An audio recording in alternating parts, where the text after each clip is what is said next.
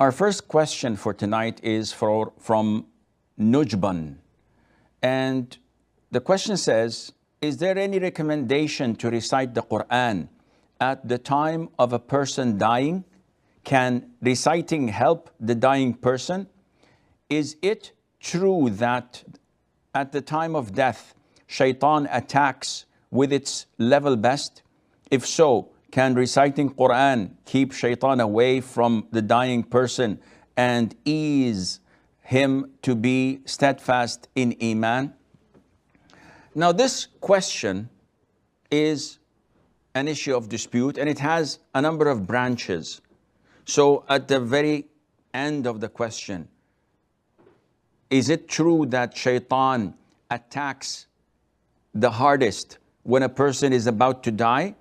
There were stories narrated on such a topic. Among the most famous is the one that Imam Ahmad ibn Hanbal, may Allah have mercy on his soul, while on his dying bed, he used to faint, and his son Abdullah was next to him, and then wakes up and shouts, "No, no, not yet, not yet," and faints again. So he did this a couple of times, and then his son, when he woke up and was conscious, asked him, "Oh father, what is it that is making you say not yet, not yet?"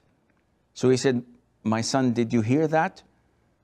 I saw Satan biting his hand and saying in regret, 'Oh Ahmed, now I cannot lure you, I cannot deceive you, I cannot trick you because you're about to die.'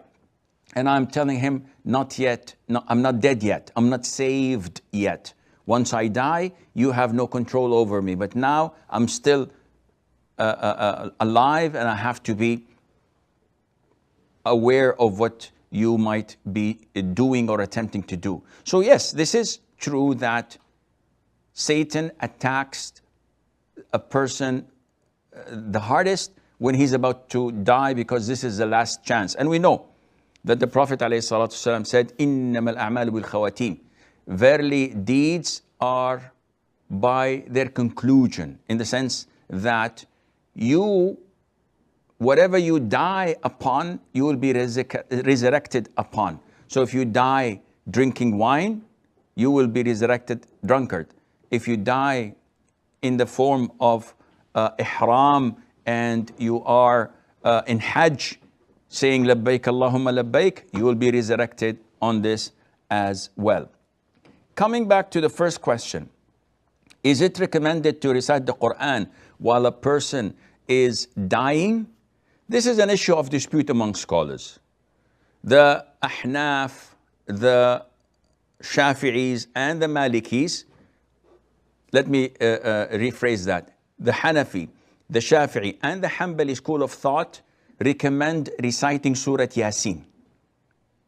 And the Maliki school of thought say that this is not permissible. So who do we choose? Is it the majority rules, or is it according to the Quran and to the Sunnah? Definitely it's according to the Quran and the authentic Sunnah. The three schools of thought that said that reciting Surah Yasin is recommended, they based their allegation and verdict upon weak hadiths in the virtues of Surah Yasin, and none of these hadiths is authentic. And hence, the way we deal with difference of opinion among scholars is that we follow whatever follows the Quran and the authentic Sunnah. And the opinion of Imam Malik is the strongest, because he has the justification for not reciting the Quran. First, the hadiths are all weak. Secondly, it was never done by the Prophet ﷺ and his companions, and Allah Azza wa Jal knows best.